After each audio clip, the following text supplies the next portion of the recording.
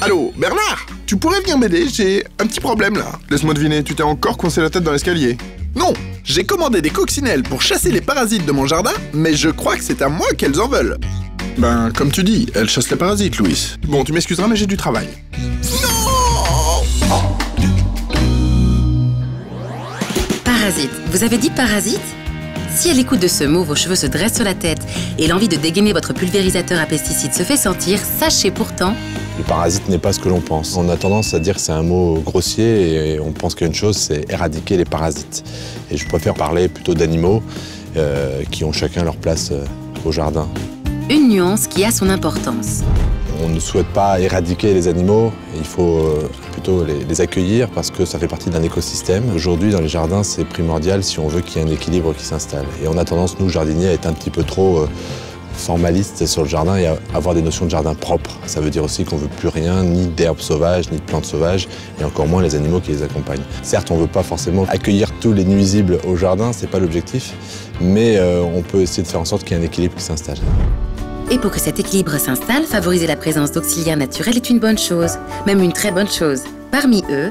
Il y a le hérisson, évidemment, il va y avoir le crapaud. Alors pareil, c'est des animaux qui rebutent un peu les gens, mais il est très efficace pour manger un certain nombre d'insectes, de mollusques au jardin. Vous pouvez accueillir facilement, évidemment, la célèbre coccinelle, la chrysope, on l'appelle aussi la demoiselle aux yeux d'or. On peut accueillir aussi le perce-oreille, qu'on appelle forficule. Tout ça, c'est des insectes qui sont considérés comme auxiliaires, aides du jardinier. Observer ces animaux au jardin, aussi microscopiques soient-ils, c'est favoriser une lutte naturelle plutôt qu'une lutte chimique. Alors les pucerons, les coccinelles, ça c'est indispensable. Mais pour qu'il y ait des coccinelles, il faut qu'il y ait des fleurs, il faut qu'il y ait un milieu naturel. Donc évidemment pas insecticides, sinon on tue les coccinelles et il n'y a plus rien qui mange les pucerons.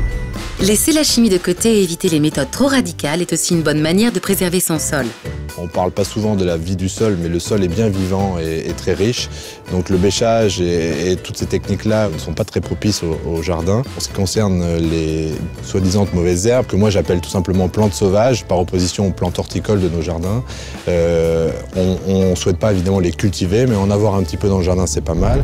Et pour se débarrasser de celles qui nous gênent, utilisons des outils manuels qui ne demandent pas grand-chose. On peut citer la binette, la sarcleuse, et puis un outil comme la grelinette, qui sont des outils qui non seulement sont faciles pour le jardinier, et surtout évitent l'utilisation de produits chimiques.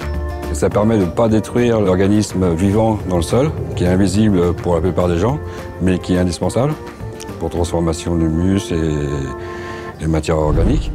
Des méthodes ancestrales qu'il est bon de mettre en œuvre dans son jardin pour préserver son équilibre naturel. Et si vous souhaitez un peu aider la nature, quelques recettes de grand-mère peuvent s'avérer bien plus efficaces qu'un pesticide. Il existe par exemple contre les limaces ou les escargots ce qu'on appelle la planche à patates, en y mettant des rondelles de pommes de terre qui vont attirer ces limaces et qui vont pouvoir y rester même jour et nuit. Elles n'auront même plus besoin d'aller manger vos salades ou vos jeunes pousses parce qu'elles seront concentrées sur cet aliment. Ce qui vous permet donc tous les jours, régulièrement, de soulever cette planche et de ramasser manuellement ces limaces et de les remettre dans la nature à un endroit plus propice pour elles. C'est très facile à mettre en œuvre. Lorsque vous jardinez, essayez d'éviter les insecticides.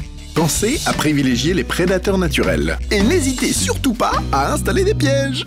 Et sinon, vous avez un petit nom? Non, parce que si vous m'en lâchez, on peut devenir amis, vous savez.